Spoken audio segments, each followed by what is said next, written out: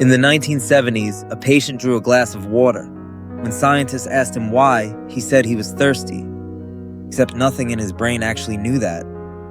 You've done a version of this today. You explained why you're annoyed, why you like someone, why you made a choice, and you believed every word of it.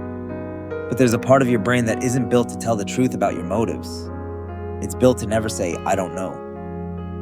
So what happens when it has to answer anyway? Where does that answer actually come from? Neuroscientist Michael Gazzaniga found something strange while studying patients who'd had a specific surgery. To stop severe seizures, doctors sometimes cut the connection between the two halves of the brain. That connection is called the corpus callosum. Once it's cut, the left and right hemispheres can no longer talk to each other directly. Gazzaniga noticed that the left side kept doing something odd. It kept explaining things it had no way of actually knowing. He named this process the interpreter. Here's roughly how it works. In most people, language lives mostly in the left hemisphere. In split-brain patients, if you show something only to the right hemisphere, the left hemisphere genuinely doesn't see it. But if you then ask the person to explain their own behavior, the left hemisphere answers anyway.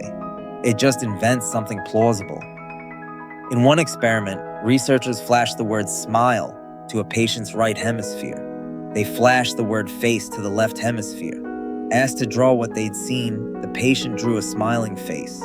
Asked why they made it smile, they had no idea the word smile existed, so they made something up on the spot, sounding completely confident the whole time. This wasn't limited to split-brain patients either. Researchers Richard Nisbet and Timothy Wilson ran a study in 1977 with ordinary people. They laid out identical items on a table and asked participants to pick their favorite. Most people picked the item on the far right, a simple effect of position. But when asked why, nobody said position. They talked about texture, color, quality, anything that sounded like a real reason. Not one person noticed they'd been influenced by where the item was sitting. That's the part worth sitting with. This isn't just something that happens to people with unusual brain surgery. It's something your brain is quietly doing to you every day without asking permission. So why does your brain do this? Your brain isn't optimized to report the truth about your inner life. It's optimized to keep a single, coherent story running about who you are. A gap where you simply don't know something feels unstable. So instead of leaving that gap open, your brain fills it fast with whatever explanation fits best. And to be fair to your brain, this usually isn't dishonesty. It doesn't feel like guessing from the inside. The interpreter doesn't know it's making things up. It genuinely believes its own explanation, the same way you do when you hear it. Which means the reason you give for liking a song, disliking a coworker, or feeling off today might not be the real reason. It might just be the first story that fit. So what do you actually do with that? Not distrust every feeling you have? That's not useful. And it isn't what the research supports either.